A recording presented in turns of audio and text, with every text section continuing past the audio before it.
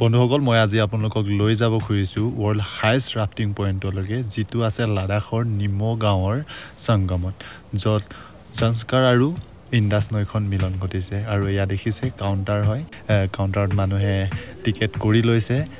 যিহেতুকে ইয়াত 3টামান পইণ্টৰ পৰা ৰাফটিং কৰি আহিব পাৰি এটা হৈছে ষষ্ঠি হৈছে ফ্লেট সেকশন আপোনাৰ তাতে ৰেপিড নাথাকে আৰু এটা হৈছে আপোনাৰ স্কৰ্পছৰ পৰা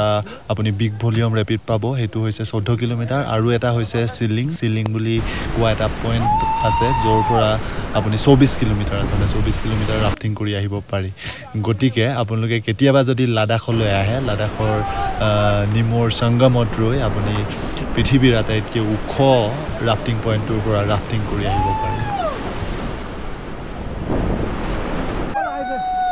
Yeah!